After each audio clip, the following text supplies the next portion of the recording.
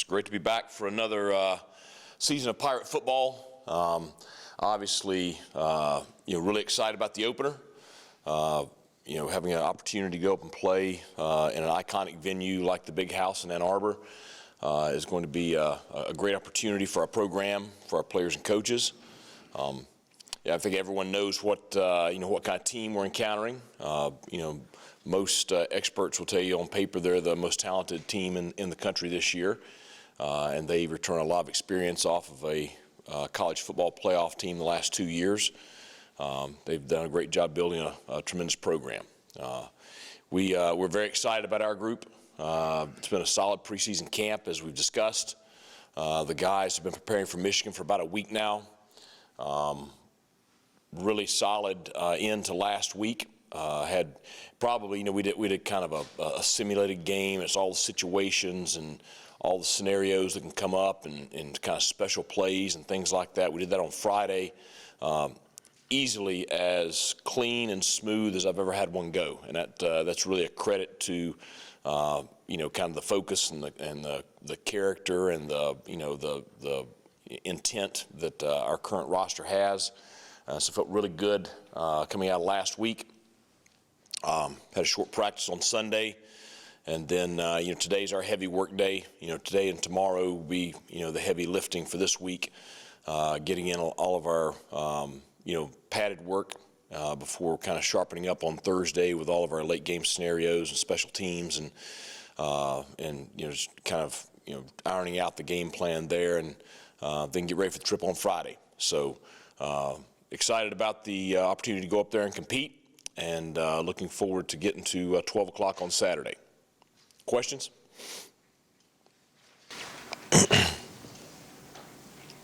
Coach, you have the adrenaline of the season opener, playing in front of maybe as big a crowd as ECU ever has. How do you find the balance with your team of trying to take advantage of the opportunity, but also keeping it level and not trying to do too much? Right. I think that's that was the message I kind of shared with the team on Sunday. Was one thing we have to be conscientious of. And it's everybody's going to be excited on Saturday. The players are already excited. They're going to be highly motivated, and we've got to focus on, each of us individually, focus on our role, focus on doing our job, playing our position, playing our part, playing within the scheme, and not trying to do too much. I've watched all their films from last year, and just time after time, you see games break open because someone gets kind of outside of their wheelhouse of what they should be doing, or they force something, or they try to do too much with something, and it turns into a big mistake. And that's kind of how they made their living on it last year, was taking advantage of mistakes of their opponents. And so, what we got to do is we got to try to really focus on playing as clean of a game as we can, executing at a high level, and in all three phases we kind of laid out. These are the things that we really need to do in order to, maximize our opportunity to go up there and come away with a win. Coach, you've orchestrated an upset or two in your career. In those games, what were some of the things that your teams as underdogs were able to do, and maybe that's the kind of thing you got to do this week? Well, I think in those games in the past, and to be honest, for those teams, we were playing in big venues. South Carolina, we played in front of 80,000 fans.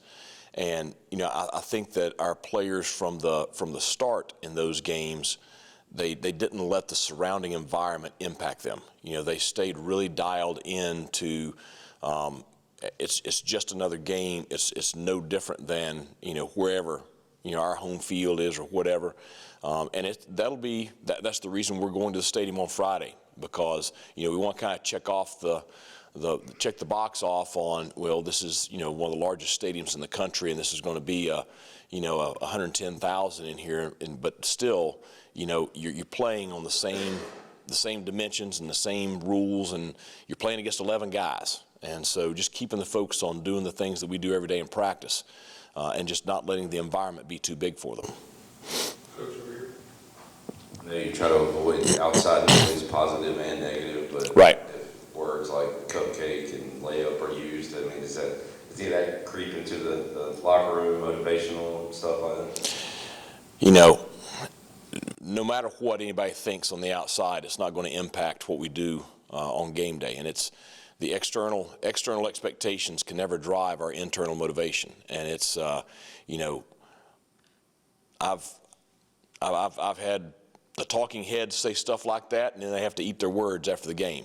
So, you know, that's part of it, and that's what they do. You know, they sit up there, and their job is to entertain audiences. And so, you know, our focus is on our players, our coaches, you know, control what we can control, doing a great job making sure the Pirates are ready to play and kick off on Saturday and get after it.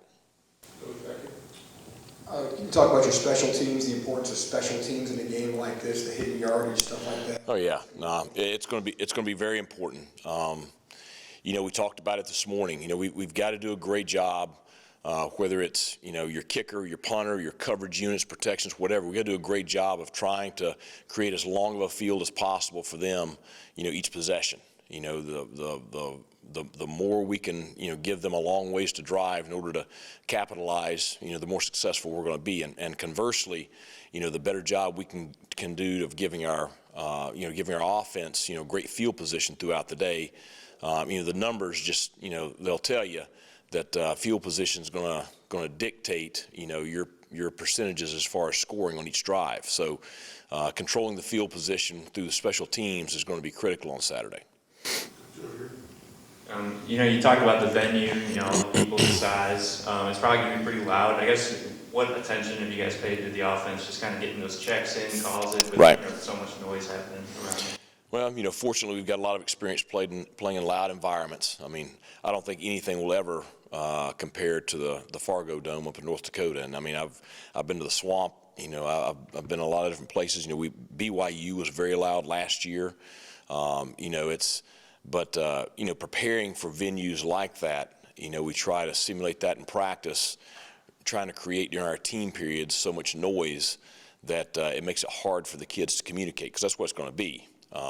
You know, when it gets loud in that stadium and it's hard for us to hear on offense, you know, we've got to focus in on being able to communicate without verbal words. And so, you know, our offensive staff has a lot of experience handling stuff like that, and so we've been working on that for a few weeks. This is only one of 2 times throughout the season. We're going to have 2 weeks to see the scout team for a specific team. Do you have higher expectations going into this week of practice, since you've already pretty much ran this week, last week? Yeah, I mean, they should have figured out how to function last week, and that's the first week that you exchange scouts. It's challenging for those guys. You know, you have a freshman that comes in here, or you have a guy that's been in the program for a year or so, and you know, everybody's trying to make the travel squad, and all of a sudden, you know, you figure out that this year you're going to be, or at least starting out, because it changes, it's fluid throughout the year, but so you're starting out on the look team. You know, that messes with your psyche a little bit, and that's just human nature. And so we try to work through all that last week. Now, you know, the difference is now it's game week, okay? I ain't got time to worry about anybody's feelings right now. I mean, we got to go out there and get work done. Everybody's got a role. Everybody's got a job. Everybody's going to be committed to the you know, common goal, which is the Pirates getting a win. And so everybody's got to go out and they got to do what they're supposed to do on a daily basis. Today's practice is a fully padded practice. I am trying to be conscientious that I want us fresh on game day, so we've made it about as short as you can possibly have a Tuesday, which that means every rep today is critical. We don't have time to repeat a play or repeat a look or whatever because somebody is not focused.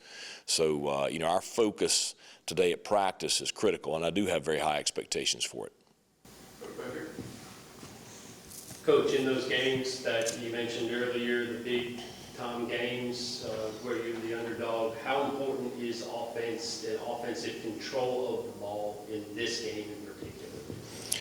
Well, I think it's more of, you know, staying away from the big mistakes that give your opponent something that they didn't have to earn. I think that's the biggest thing from an offensive standpoint. Just staying away from the big errors. It's okay to throw a ball away every once in a while. You know, it's okay to punt, okay? And what's not okay to do is lay the ball on the ground on the 10-yard line. What's not okay is to throw a post route into post coverage and give up a cheap interception. You know, so I think that's the bigger the bigger thing, especially early in the ball game. Early in the ball game, because you do have all those juices and everything, it's going to be not making the big mistake that gives them momentum. Staying in the game early, because after that, everybody's going to kind of settle down, and then it's going to come down to playing the game.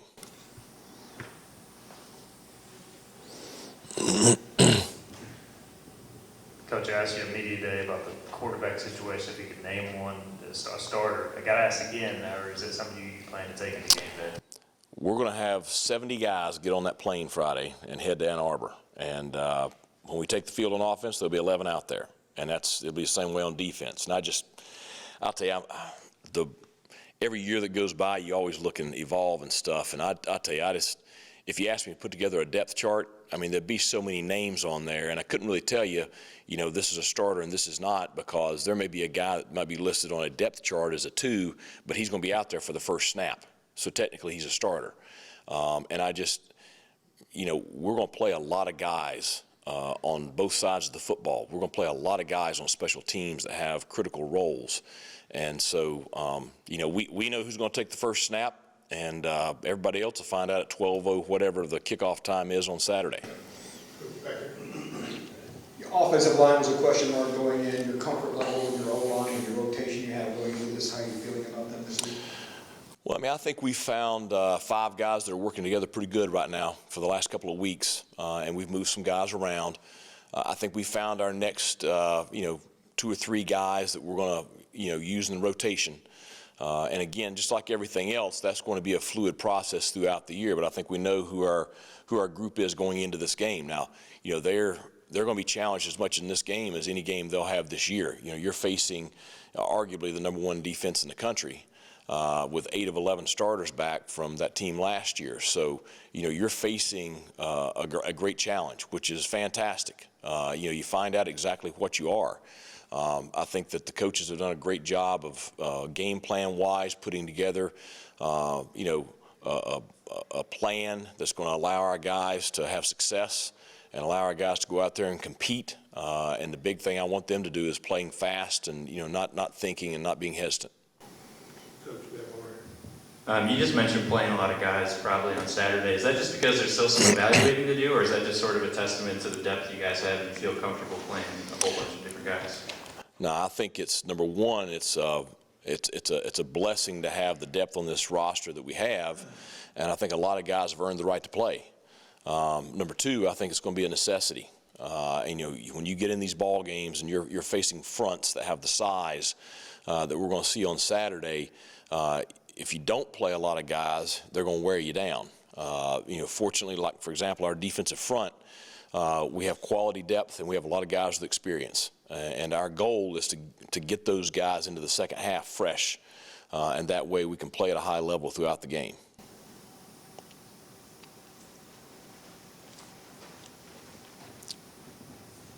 Coach, during media day, you made a Gene Hackman Hoosiers reference going into this game. Have you made any other lines to your team from a famous sports movie?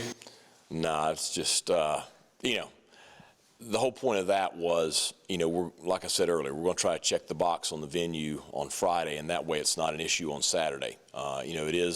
You're playing in an iconic venue Saturday, and you're playing in one that we all grew up watching games on TV, some of the great matchups in this venue. And so we just want to check that off on Friday, and that way our kids are solely focused on playing the game on Saturday.